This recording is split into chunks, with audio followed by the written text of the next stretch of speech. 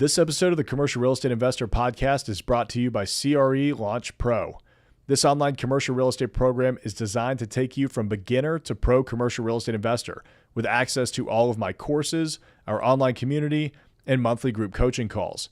Learn how to confidently buy your first commercial property today at www.crelaunchpro.com. Welcome back to the Commercial Real Estate Investor Podcast, live from the Cobble Group studios. I'm sitting here with Ian Horwitz with Equity Warehouse. Met him at an event I spoke at last year, I believe, called the Self-Storage Rebellion. Awesome event that came here to Nashville. He is actually from Baltimore, and I guess you're in town for another mastermind? I am in town. I came, spoke, well, you were on our podcast, my co-host, Jason and Chris from Hard Money Bankers. They do the Hard Money Mastermind, and it's all private lenders from all over the country. They had me come in and speak about how hard money lenders can fund commercial deals, which maybe if we get towards the end of the episode, we could talk about how we've done some of our deals with that. But actually, Nashville is a great place to have your home office, and it's a great place to host events. Every time I've been here, hospitality's been good, food's been fun, and obviously entertainment. You can't go wrong It's tough in the to beat city. Nashville. Well, I think the CMAs were last night too. Yeah. And, this town's always popping. So, and it's nice. You don't have to go all the way across the country to Vegas. You don't have to deal with all the other crap that comes with Vegas. So, Nashville is a nice, clean, fun city. Oh, and by the way, whenever you're watching this, it's fall of 23. The trees were absolutely beautiful flying in, dude. It's such a cool time of year. I love it here, man. I bought a farm up in Gilletsville, probably 15 minutes from my office last year, and 10 acres up on top of a ridge. And I've never experienced fall like that before. I mean, I've been in Nashville my entire life, Right. but I've never been on 10 acres and been in such a remote area that's just heavily wooded. And it really gets you in the holiday season. Like, I love it. Yeah, no, it's definitely, you can definitely feel it, and it actually makes it fun. So I can imagine, but you guys don't get a lot of snow here, do you? It has snowed the past couple of years, like once or twice. Yeah. I mean, last year was really bad. We got an ice storm. I've got a really steep driveway to Yeah. get to my place. I got stuck there for a couple of days. I had to wait for the ice to melt.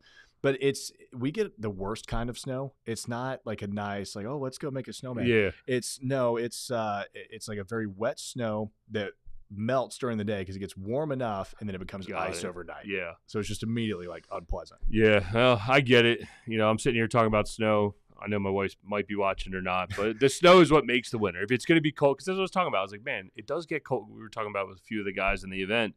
I was like, it does get cold here, but then it doesn't really snow. It's like, if it's going to be cold, it might as well snow. Oh, I completely agree with that sentiment. So, I'm like, if it's going to be below 30 degrees, like, give us some snow at least so I can get something out of it. But so we met and started talking about self-storage investing, and I'm a big believer in self-storage. I mean, especially with the trajectory that it's been on the past couple of years.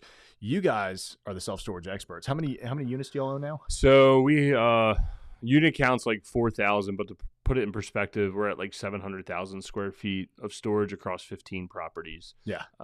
So we've grown pretty quick since I'd say the end of like mid Q4 of like 2019. We had a pretty good growth trajectory, but again, with a lot of things looking back at it, did you know you had tailwinds? I had no clue. But we had good tailwinds at that time in a great debt environment that allowed us to buy a lot of deals in a really quick period of time, which with scale, as you know, things are better by creating scale. So yeah, I mean, I couldn't imagine trying to grow a portfolio of 4,000 apartment units and just the absolute headache that you would have to deal with on a day-to-day basis. If you're joining us live on YouTube or LinkedIn or anything like that, feel free to jump in the live chat, ask Ian your questions. We're going to be diving into self-storage investing today, next year, 2024, and beyond. So, Ian, I mean, what do you think has really driven demand in self-storage over the last few years? Because when I first got into commercial real estate back in 2013, I would come across self-storage deals all the time.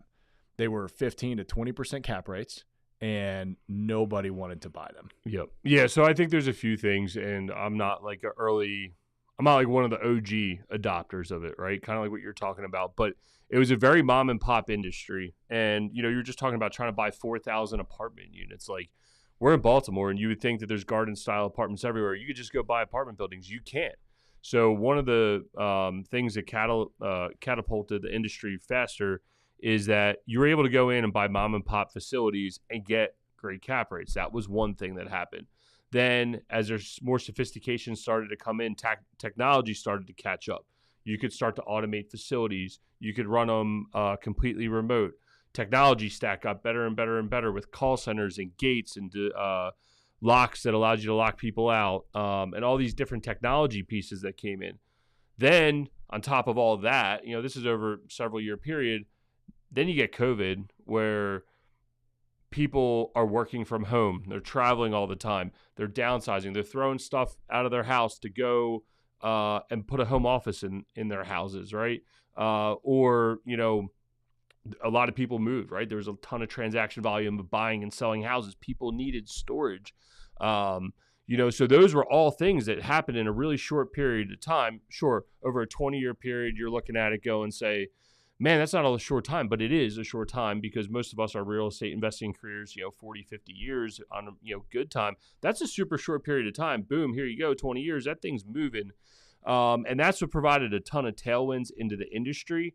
I'm going to skip forward because I know you're probably going to ask where it is today, but I'm going to kind of like recap all these good things that there is start to be some retraction as we sit here at the end of almost end of 2023. There is some retraction in rates. There is some retraction in supply and demand. There is retraction due to debt, and we'll get into all that stuff. But all the other things, and the other thing real quick, and I kind of glazed over this, another great thing about storage that helped people move along is, apartments, especially in COVID, you had all kinds of crazy, and I know you didn't ask me to curse, so I'll skip it. Some crazy regulations. I was going to insert a bad word there, but crazy consumer protection laws. And I think a lot of dudes just got sick of dealing with single family and multifamily real estate where they couldn't get paid, and nothing ever changed in the storage world with the exception of California for like a week. And then they came in and said, absolutely not. We're still doing lien laws. You can still raise rates. You can still charge late fees.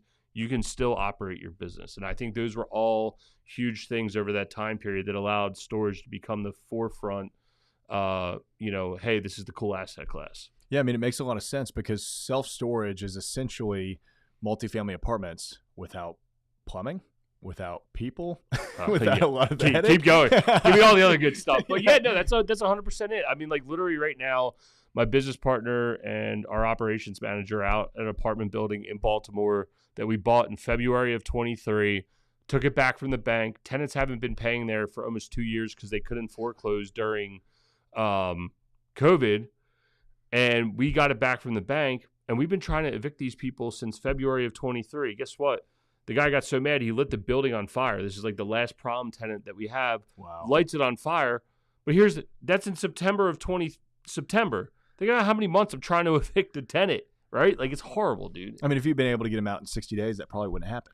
Now Correct. Your insurance company probably, Oh, dude, I got a lot of, that's, if we get to headache stories, non-storage, we could talk about that one later. But yeah, but again, though, that's like why people start getting attracted to storage or commercial real estate in general, industrial, single tenant use, office buildings, those types of use cases, because it's more B2B, right? Like in the storage world, while we're dealing with consumers, we still have a lot of B2B type laws. We got lien laws. I can lock people out after 5 days. I can still run my business. And in today's day and age, I'm not making this political by any means. A lot of businesses are getting crushed. Like, yo, you can't do that. Yo, you can't do that. Yo, you can't do that. But in storage, you're still able to operate your business and treat it the way that you can protect your asset. Yeah, I mean, that's where investors are going to flock, is wherever is the most business friendly, right? And self-storage is definitely one of those asset classes. And let's see, we've got a couple of questions jumping in. Envy Stars is saying, I've seen a trend of apartment site storage options becoming more common. Has on-site apartment renter space impacted dedicated storage unit facilities? Yeah, so you're talking about like, you'll see it in the South sometimes where they've taken like, they have the covered parking and they'll go put some like portable boxes out there, or they'll do on-site self-storage. Not really, because that was kind of taking the place of the basement storage units. Mm-hmm. In the end, most people have a lot of stuff to store, and I haven't seen like a major impact, even though there's some areas where we do deal with that. And generally speaking, people usually want something a little bigger, or, they're stowing. Grandma's moving from her house to a nursing home, and you don't want to throw out your family heirlooms. You want a dedicated place because you're not always going to stay in that apartment unit. So we haven't seen too much of a trend there that's been a major issue because, again, it's only a couple thousand square feet. Yeah, I was going to say, I mean, they can't fit a volume of units in it. You Correct. think about your probably average self-storage facility, it's 100 to 150 units. Yep. Right? I mean, there's hundreds of those within, 50 or 100 miles of Nashville, right? Yep. So that's a lot of units. So for one apartment complex to have 10, 20 units, 30 units, it's not going to be a couple thousand square feet is not going to affect your demand. Now, if you're in a super rural area, I don't know, like west of here or something, and you're super rural, a couple thousand square feet could. But in like Nashville, let's use Nashville as an example. Nashville Metro, if someone has a couple thousand square feet, like, I mean, how many people are here, but I got to assume there's millions and millions of square feet of demand in this major metropolitan area. Yeah. So there's a whole bunch. I mean, with that many people moving here, you just got to think, especially with the trend in downsizing units. If you look at the data behind apartment complexes, the average renter is taking less and less square footage because they don't want 900 square feet for one person. Yep. I mean, my last apartment was 750 square feet. I could have gotten away with 600, and Yep. I probably would have rented 600 if that was available to me, but it wasn't out there in the market. Yep. You mentioned earlier that the technology has changed in self-storage, which sounds to me like it has really eliminated the necessity to run a business, right? Because you used to have somebody there all the time. They used to have to maintain it on a day-to-day basis. It sounds like technology has really disrupted that and allowed you to kind of manage everything remotely instead of having to be in person. I mean, I've seen things like, vending machines for new locks. You don't have to have maintenance on site and stuff like that. Can you talk through how technology has changed in recent years to really open self-storage to broader portfolios? Yeah, and there's definitely some forefathers that have really paved the way. One of the operators out of North Carolina, they're way ahead of the curve. But like, let's talk about some of the technology. You've always had automated gates. You don't need. One of the value adds that we look at is, can we remove staff or reduce the staffing cost? And look, I want everyone to have a job, right? Like, this is America. Like, I want people to work. But in the same sense, it's like, you're running a 20,000 square foot site. You can't afford a $40,000 a year person, let alone 50, 60, right?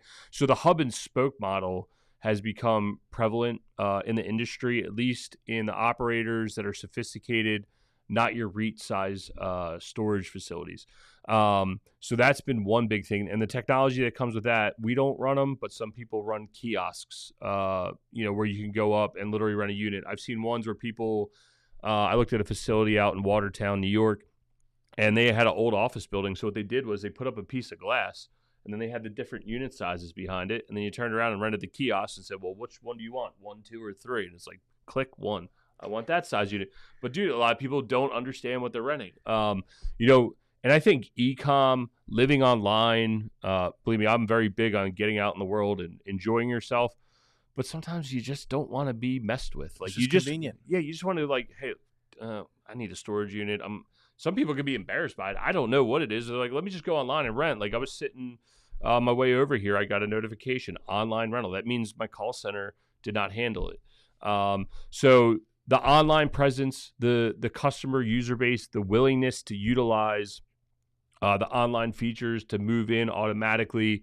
A couple other silly, I don't want to say silly, but like a technology piece that you might think I'm crazy is like someone came up with a way to use serial coded locks to overlock people. So when we overlock them, we put it on there, and then they get there and say they paid their rent and they're able to get in there. Now they need to remove the lock. They automatically get a text that says, hey, you were overlocked. Here's the code to that lock. If they have an issue, they can literally take a picture, send it to our call center. We can give them the code, and they can unlock their own overlock on their unit. And I don't need someone to sit there and say, oh, yeah, unit 1, 2, 3, you were past due. Thanks for paying me. Let me go walk out and open your unit.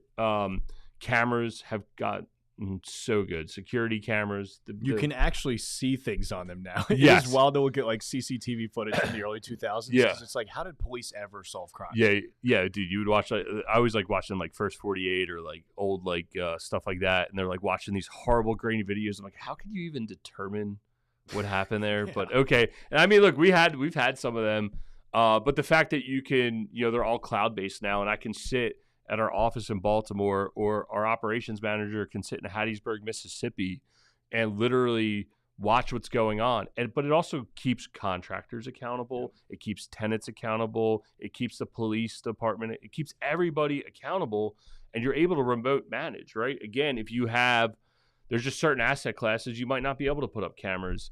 You can imagine having 100 single family houses, and I mean, Memphis is only a few hours from here. You can't have a camera at every single house. Nobody would even allow you to have a camera Right. at their house, right? You could do that at an apartment complex in Yep. the common areas, the main doors, stuff like that, but you could never do it at a single Yep. family.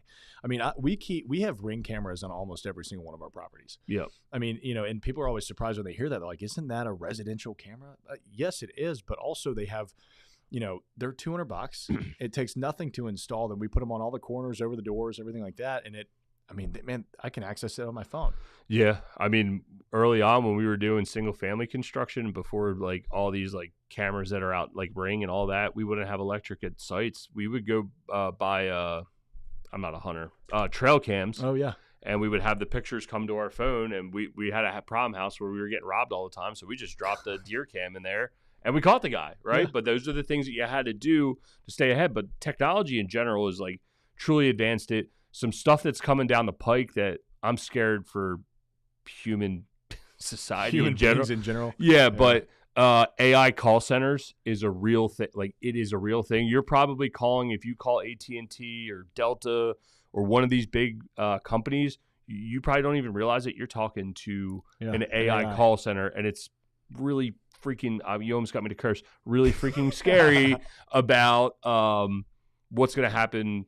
But that's a personal issue. But it's better because, again, it reduces your operational costs. If I can pay a piece of technology that's alive all the time, willing to work all the time. Another thing, 24 hours a day and basically infinite capability. You don't have to wait for 10 minutes, 15. It'll pick up immediately. Chatbots, right? Yeah. Chatbots is a big one. People are putting them on their websites. I had a friend of mine, he recently just built something out that interacts with missed calls and automatically chat text utilizing ChatGPT's OpenAI. I was like, dude, it's so over my head. When you figure out how to sell that product, I'll probably buy it. But a lot of these things are coming down the pike that are scalable, because now we're talking about all this technology, and how do we view it is we're basically running an e-com business for a physical asset, right? Like, we're out there marketing and trying to do all this e-com type stuff to get people in our front door.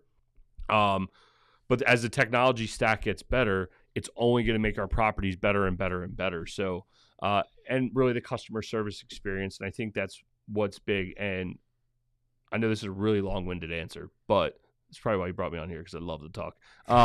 Is that is the point of a podcast? Yeah, well, you're right. Yeah. Oh, God knows my looks anyway. Trying to keep up with the beer game, but the REITs in general, Extra Space, Cube Smart, Public Storage. I'm missing one of them. Well, Life Storage just got bought by Extra.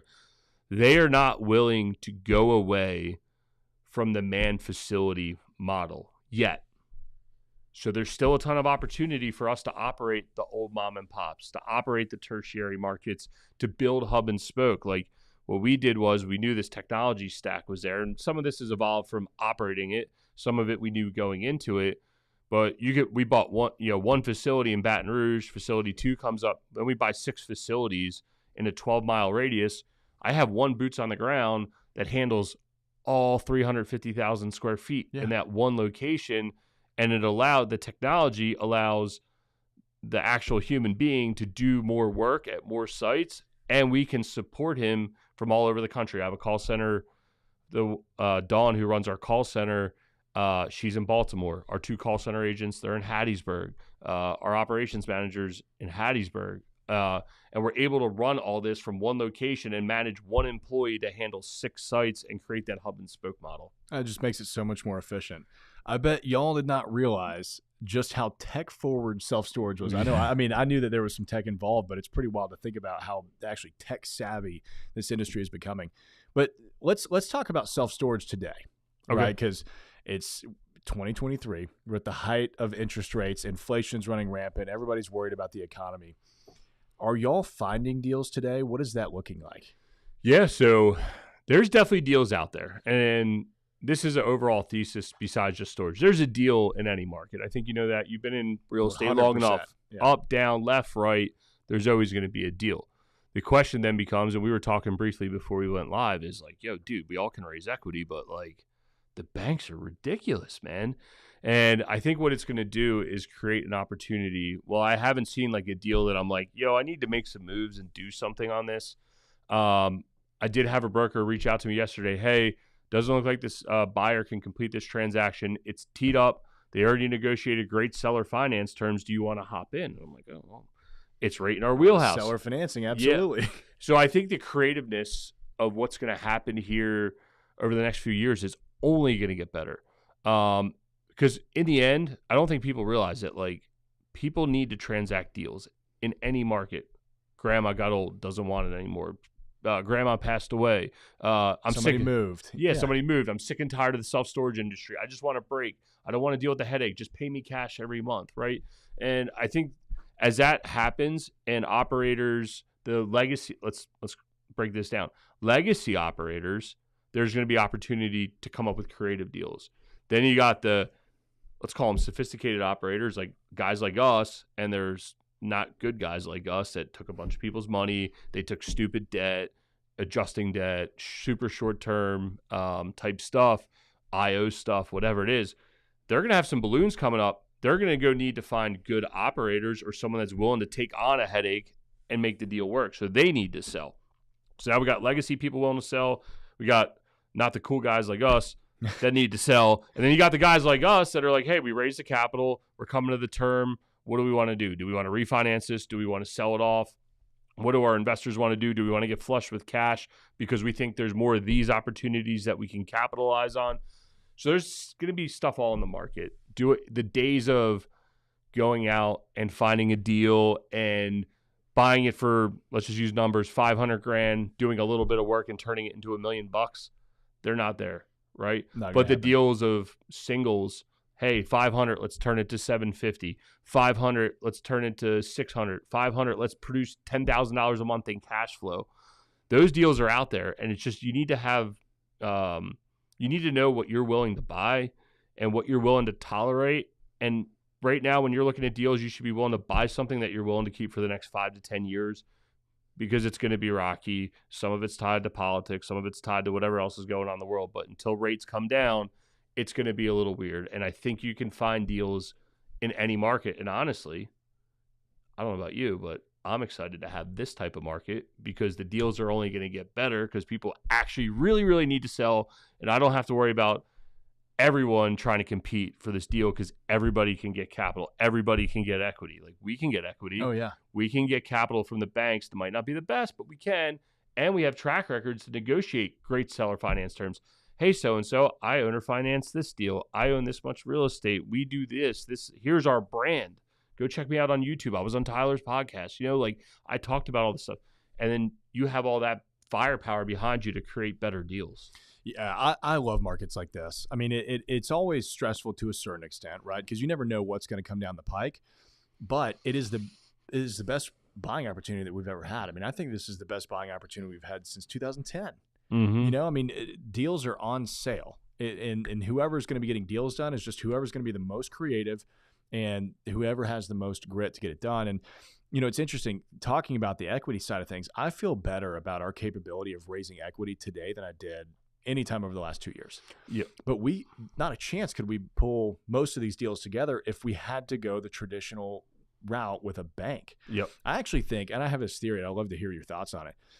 I think that private lending is going to become a much bigger market. I think that, you know, historically, you know, private lending, when you think of private lending, you think of hard money, like a very high octane debt, right? 10 to 12% interest, 3 points. And a lot of people can't stomach that. But I think that there's going to come some sort of private lender that's halfway in between a traditional bank and hard money. And it's going to become a much bigger market than it is today, where maybe they're taking a premium on rates, or maybe they're not. They just want to put cash to play because there's a lot of dry powder out there. But they'll be able to underwrite deals and fund them in 2 to 4 weeks. Yep. And I think that if they could come up with some sort of amortizing product that they're willing, because in the end, the IRR should be a little bit higher for them. And that's what I'm in town because I spoke at a private lenders conference, you know, mastermind. They were talking about, and I said, look, from a borrower standpoint, if you guys could come up with, you know, I know most of you guys are at 12, 13%, 14%. if you can figure out how to be in like the 8 to 10% amortizing, it's similar type money, and give us some sort of balloon, I think it gets really interesting. Or you guys need to deploy a few $1,000,000 and just have a long-term IO at 8 to 10% and just have that consistency. I think you're 100% right. And obviously those guys that, lend on a day-to-day basis, are they our best target for me and you? No, friends and family, someone that's willing to co-lend with us, absolutely.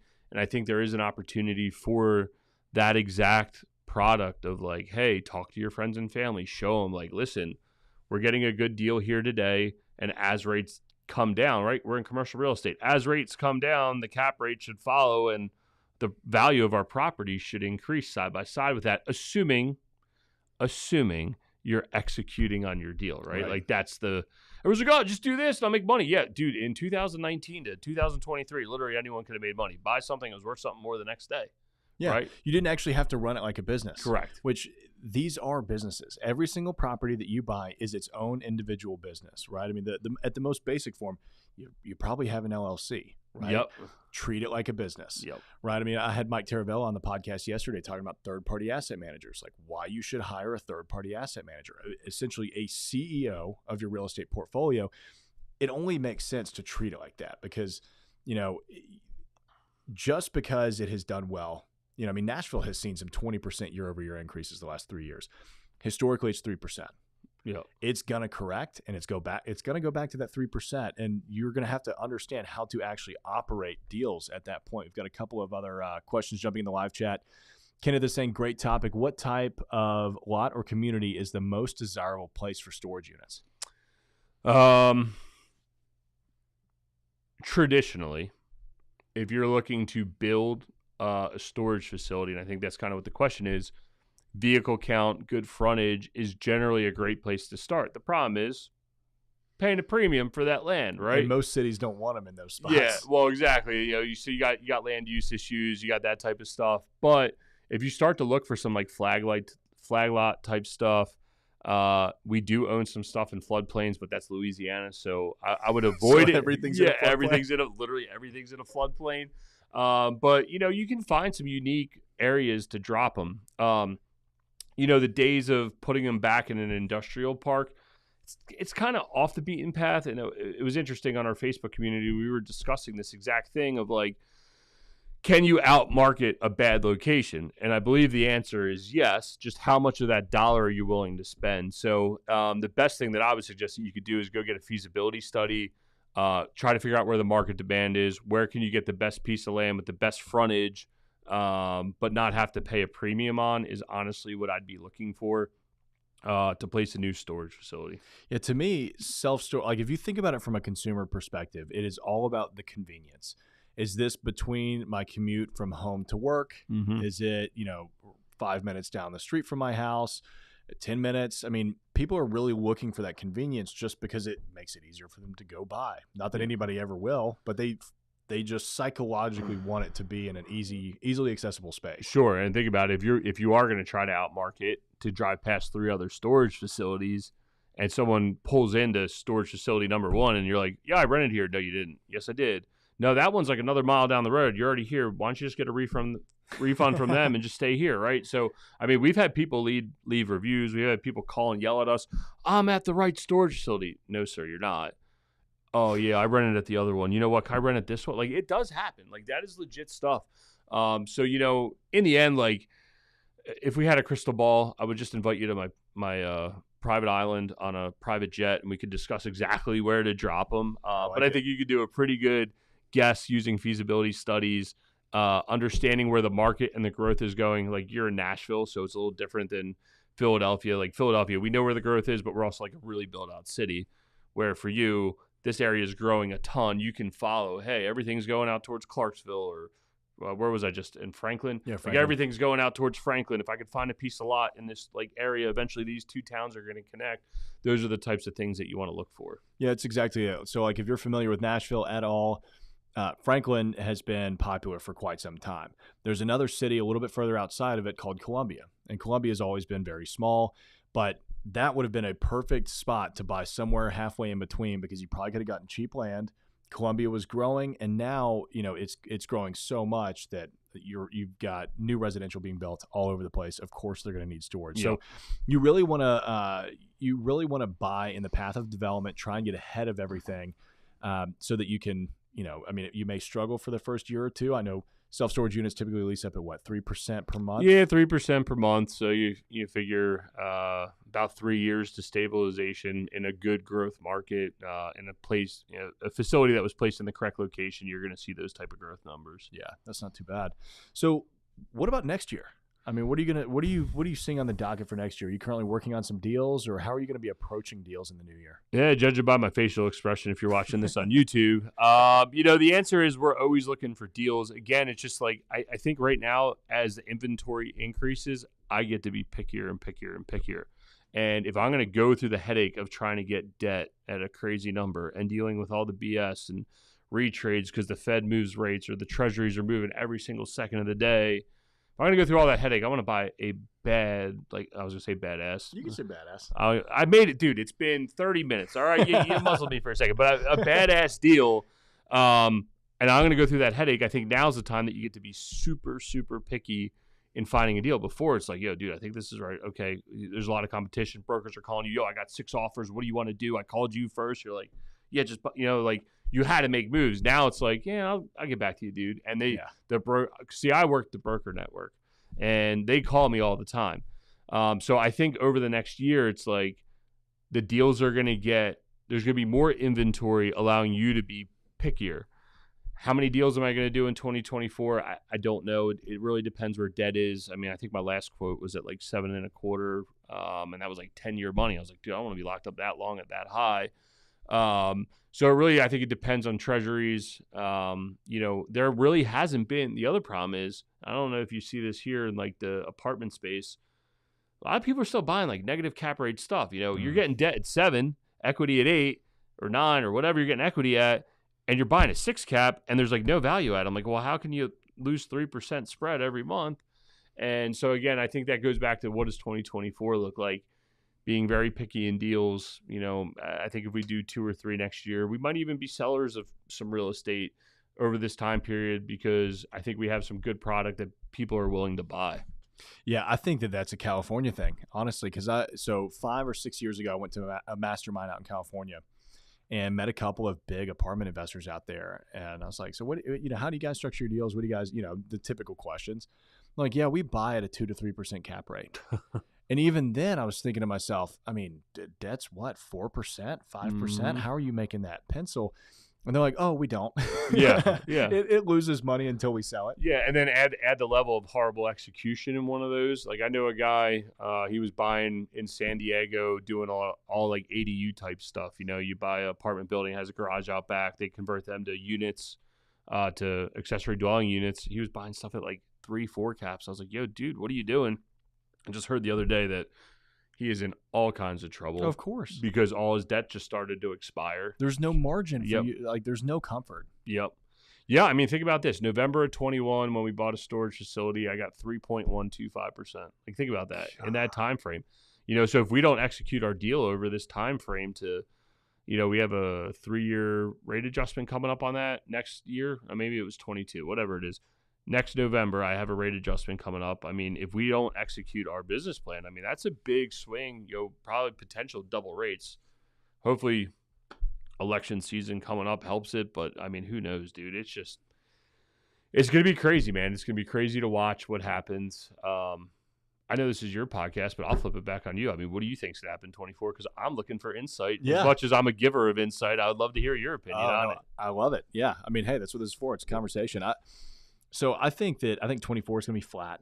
I think we're going to see like what we're feeling today is what we're going to feel all of 24. Yep. As much as I would like to think that, with an election season coming on, the president will, pressure the Fed to drop interest rates. I mean, the Fed at the end of the day is apolitical, right? They're neither blue nor red. Supposed to be. Yep. Yeah. So, do they care or do they not care?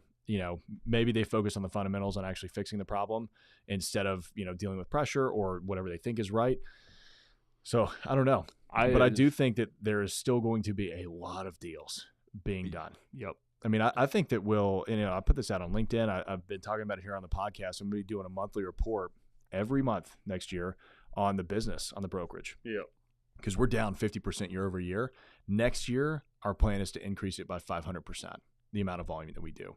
And I think that we're going to be able to achieve that because deals are still going to be transacting, but it's going to be a lot of dealing with clients and helping them understand from the brokerage perspective of us representing them. Seller financing is going to be a really good move for you. And here's why. Yeah. And I think that we haven't had a lot of that in the market in the past 5-10 years. Brokers actually pitching to their clients on the front end of why seller financing is good for them. They typically are reactive, right? Somebody, submits an offer that has seller financing in it. Then they go back to their client and say, hey, this guy wants to buy it, but he wants you to seller finance it. Well, once you get to that and you're a buyer or a seller that is expecting to just get all of your cash and walk away, well, then you're going to go, no, I don't want that. Yep. But if you're already going into it with the expectation of I might be carrying the debt on it, and here's all of the pros that brings for me, might do it. Yeah, I think that's a good point, and I think I've noticed seller expectations gone through the roof. Before, I'd always talk to a broker. It'd just be like, "Hey, cool deal. Just out of curiosity, is there any interest in holding paper?" No, I don't need to. Or they don't even want to present it, right? Because they don't need to, because they were getting 7 cash offers, right? Yeah. Now, every time I talk to a broker, it's, hey, I got this deal. Seller would probably hold paper. Like every deal they're telling me, I'm like, okay, that's cool. Another thing as you were talking, and this is why I asked you the question, but I'm thinking I wonder if old school tactics are coming back. I was thinking about master leases could be a really interesting one that comes back around. Those haven't been hot since the 80s. Yeah, dude. So I'd be interested to see if something like that comes back around. What do they call that? Installment type deals, similar to owner financing, but big chunks coming down. I'd be really interested to see at how creative the seller base gets, because as much as we don't have pressure to buy, again, like we said before, there's going to be that pressure to sell for whatever reason that people always need to sell real estate. Right. So yeah, it's going to happen no matter what. We've got another question in coming from MV Stars. Are there any interesting niche storage ideas that you've come across recently? I like that question. So there's a few out there. I'll tell you my personal one that I'm really interested in, and then we could talk about some other ones. One of our big sites in Baton Rouge, it's 100,000 square feet on 14 acres. I have they're gigantic units. I mean, the average storage unit, for those that don't know, 10 by 10, 10 by 20, 10 by 15, 150 square feet.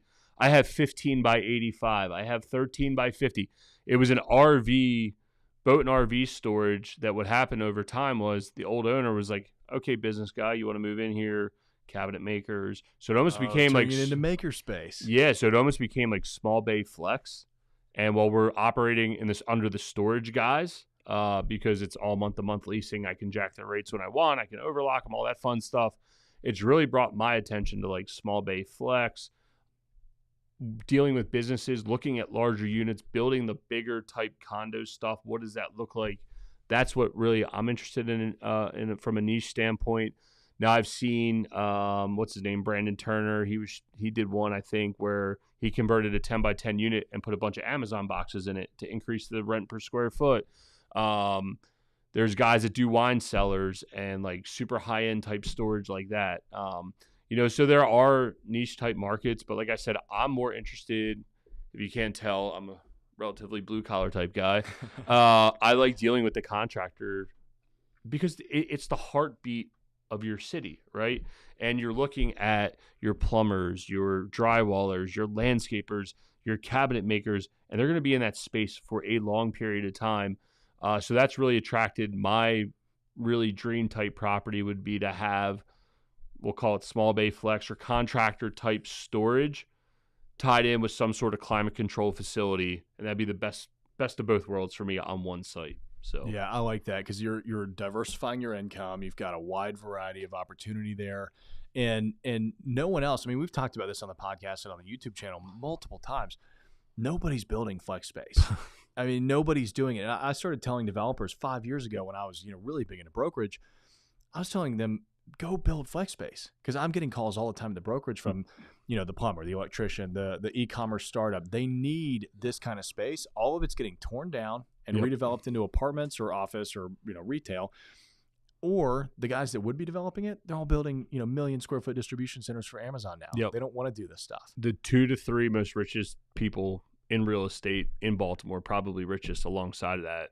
That's what they do. That is their bread and butter. I was talking to our commercial broker about it, and she's like, if there's any sites left, they're picked through because these two operators, if it don't work for them, like they buy everything because that's what they do, and it's really good. And when you look at that space, it's like, man, like, and again, why would I want to do storage and that on one site? It's like, well, excuse me, if this doesn't lease up, I can convert it back to storage, right, and just operate it boat and RV type storage. It's all about flexibility, right? And if it does work well, guess what? I got long-term tenants, triple net type leases, and then I still got my fun part, because what I like about storage, and I don't know that we covered this, is what I like about it is you're running a real business up front.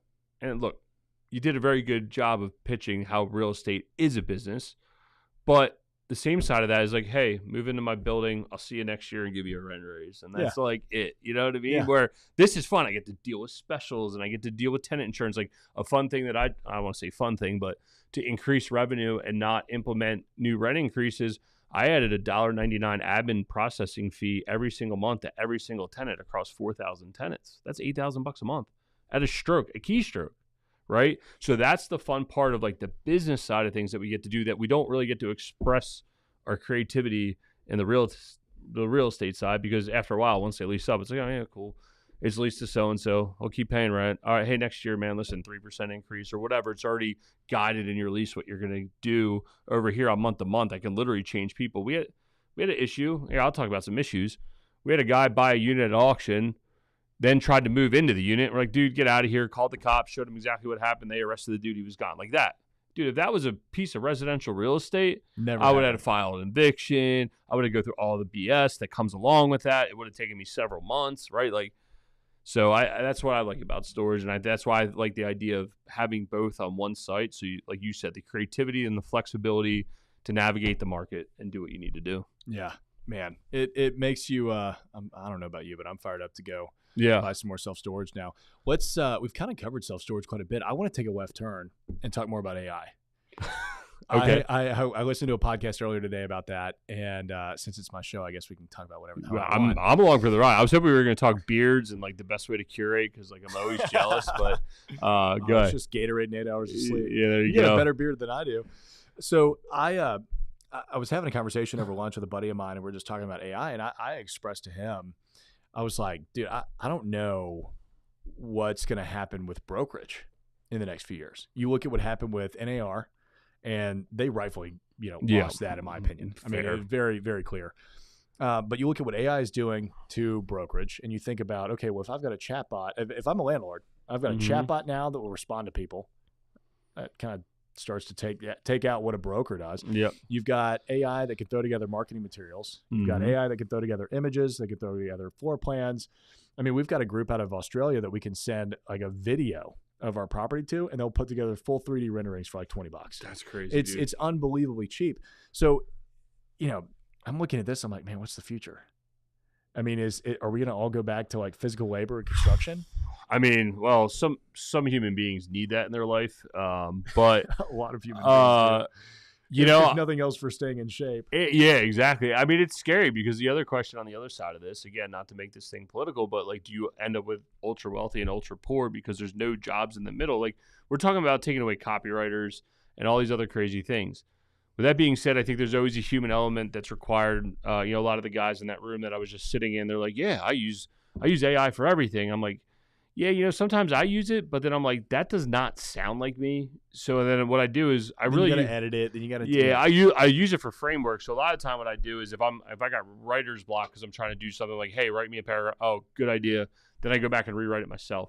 I think if it's utilized as a proper tool, there's a great fit for it. Is it going to wipe out every industry? I don't know. I think we're probably naive to the fact of how much AI actually exists prior to ChatGPT coming out, and that we're just pure minions out here. We had no clue, and they're like, hey, check out this cool thing. We've been messing with you for a long period of time. But I think that if anything, it'll make people more efficient, and then what happens is there's more efficiency, there's less jobs, and that's what's scary. Do I think it can handle a whole lease in certain, I think standard rental leases probably, but the other caveat to that is, well, it might handle all that type of stuff. there's still going to be brokers, or there's going to need something to go show the real estate, right? Because that's still emotional. Whereas storage, well, it can be, but what if you start taking all of that out of it, right? Like, I mean, if I'm just playing devil's advocate, so I'm listening. argue back against me.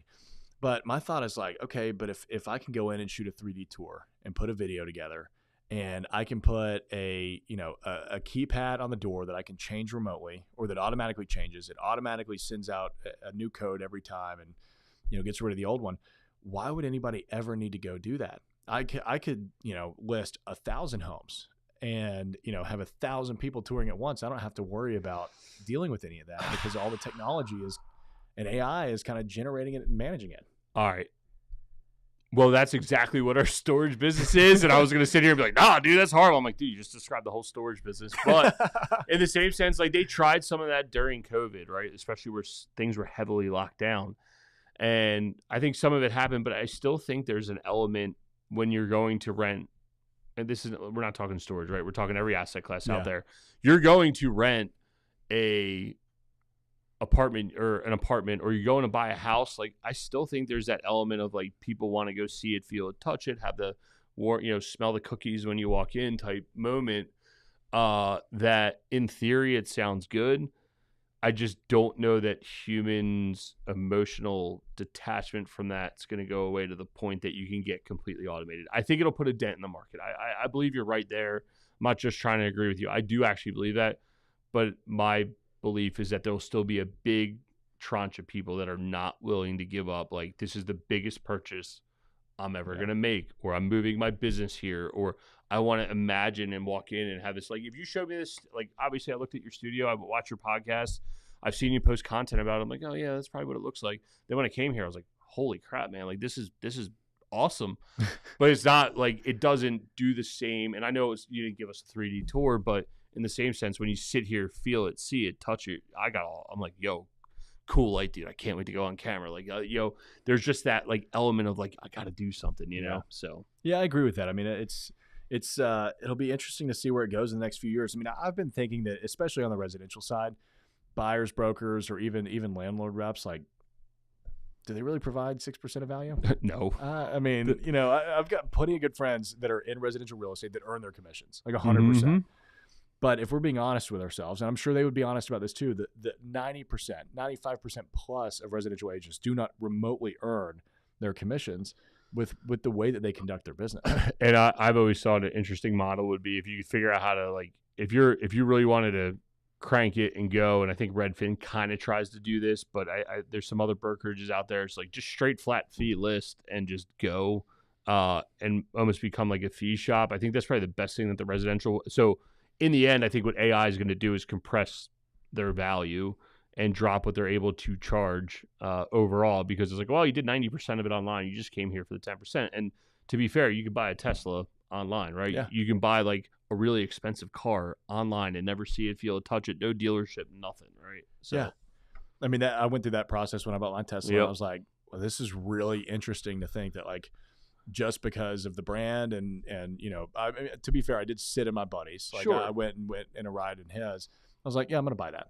Yep. And, here we are 4 years later. It's still it was a great decision. Yep. But meanwhile, like, I won't buy shoes online. Exactly. Dude, we were just talking about this exact thing. It's like on Amazon, I'm like, I don't know how much I'm willing to spend there. Meanwhile, when I had a Tesla for a little bit. I literally, I went like this, $52,000 or whatever it was at the time. Like, just like, I clicked a button and spent $52,000. Like, it was insane, right? Like, so I agree with you, man. So I'd be interested to see what happens with AI and what it does with brokerages. I think you'll see it probably, like you said, on the residential side first, and then commercial real estate. We all know that moves at a snail's pace. So maybe like when we're like really have white hair, it'll be a thing. But I don't know. I'd be interested to see what happens when we're posing as Santa at the local mall. Yeah, I feel that one. We're getting there. It's one day at a time. Let's see. Anthony's saying, Tyler, please replace Gatorade with quality coconut water. Amazing for electrolyte replacement and very thirst quenching when ice cold.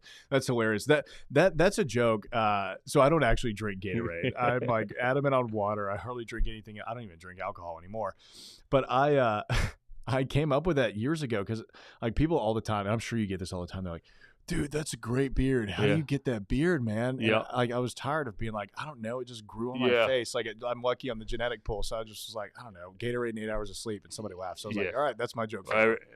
Mine's over. Everyone's like, dude, how long are you going to grow it? I'm like, well, it's 6 feet to the ground. So I don't know. And the other one, so those that don't know, I was actually a fireman for the city of Baltimore for 15 years. You ever watch The Wire? That's where I worked. It's all true. I promise you. And the day I quit, we had to shave every day for work. So if you go and try to find me, as Tyler, since we're taking left and right turns, I have no headshots online. And if they are, they're probably completely clean shaven. When the day I quit, everyone's like, hey, man, because we got drug tested. Yo, did you go smoke weed? I was like, no, dude, I threw my razor out. That's what I wanted to do. Never shaving again. Yeah, I'm never shaving again. Literally right out the window. So yeah, that was my big defining moment. And like I said, trying to get to 6 feet to the ground. So, dude, the funny thing is, like, genetically, your beard will stop growing at some point. Yeah, so I feel like that. Some guys can grow it, all the way down to their waist, or really, really long. Mine gets to about here and it stops. Yeah, I feel like I'm at like the terminal end, but then like some days when I comb it, I'm like, oh, it is getting longer, and then other days I'm like, I don't know, I don't feel like it's growing, and every once in a while I get a wild hair at my ass, and I'm just like, I'm gonna shave it off, and then I'm like, I don't want to do that, I made that mistake twice. Yeah. I know this is the commercial real estate content that everybody is begging for, but I made that mistake twice when I first started growing a beard. In my early 20s. I just, like you said, just one day woke up, I was like, I'm shaving today, and as soon as I did, I looked at myself in the mirror. I was like, idiot. What the hell did I just do? these are the good fun problems that you get when you buy good real estate, that you free up a lot of your time and you get to enjoy yourself. And it's like, we love what we do, right? So we get to worry about some of these other fun things. We're not trying to figure out how to make $1. We're not going to work for the man. I worked for a government agency, and it was TPS reports. Yo, you messed up here. Yo, you messed up here. And it's like, dude, I'm here to put fires out, and that's it. Like, just leave me alone. Yeah, I don't want to do paperwork. Yeah, and it's just, it was crazy. But now that you're free, and it's just like, man, I literally get to choose. So while it might be an off-topic conversation, it is really relevant to buying self-storage or commercial real estate in general, because we don't have to answer to anybody. We can do whatever we want. That's right. It's nice because I'm covered in tattoos. If you're just listening on the podcast, you probably don't know that, but I'm covered in tattoos. I've got a beard. Like, I wear t-shirts and jeans on a daily basis. And when I first got started, I was working for somebody else. I had to shave. I didn't razor shave, but I had to keep a close shave every day. Suit jacket. I had to wear a suit jacket, and the whole suit. It was miserable. And Nashville gets hot as hell. Yeah. So, we're talking 90 to 100 degree weather, and I'm out here in a suit, like sweating while we're going on tours. And now, I just wake up, I'm like, that's a nice looking t-shirt. I'm going to wear that today. That's right. Yep. It's so nice. Let's see. Envy Stars is saying 360 tours of the future. Even with apartments, you can look at the 360 tour online, then go on a self-guided tour later. Don't even need a physical guide. I just did this seamless renting. I agree. We saw a huge shift to that in the apartment world during COVID because property managers didn't want to go on tours with tenants, and they still had to show the space. So they started doing 360 tours. I was actually doing Matterport back in 2018 on all of our spaces. And it's interesting because you can track the data through Matterport of who is touring your spaces. Oh, really? And I had people from Chicago, California, New York that were touring my space from, completely remote. And I knew that nobody else was doing that because, that was a residential thing. I've always followed the residential real estate world because they're so much more technologically advanced than us. That's why I started doing things on social media. That's why I started the YouTube channel. That's why I started the podcast. People just don't do this in commercial real estate for whatever reason. I don't get it. Let's see. Abdel is saying, any advice for somebody with $200,000 cash, no debt, 27 years old, looking to get into it? Well, first off, I would like to commend you the fact that you're 27 and have no debt and have a lot of cash saved up. That's awesome. Because that is not the norm in American society. What I would do is I would look to how can you allocate, and this is just my opinion, how can you allocate that cash into potentially 2 to 3 deals, whether it's through investing.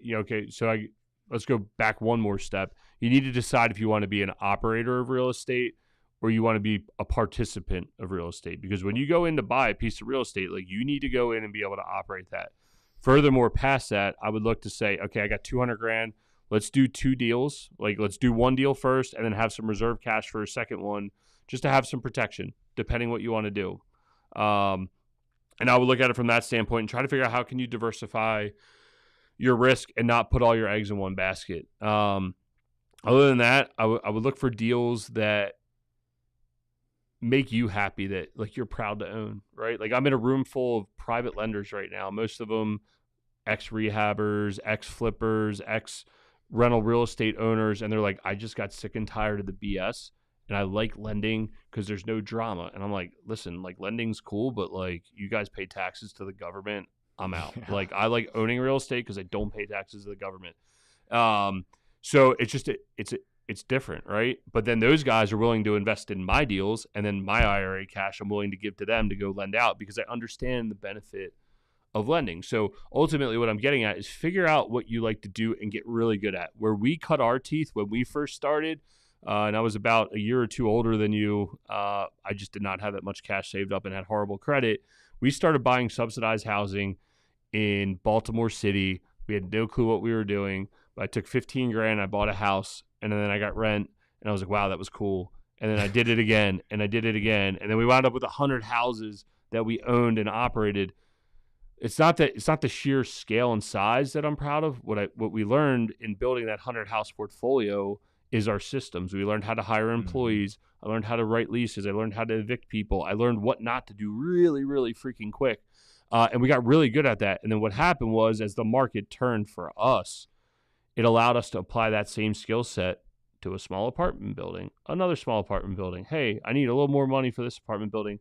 Tyler, are you interested in investing with me? I have no clue what it looks like, but I think this might work. Cool. And then allowed us just to grow up the food chain. I truly believe that you can start in commercial real estate.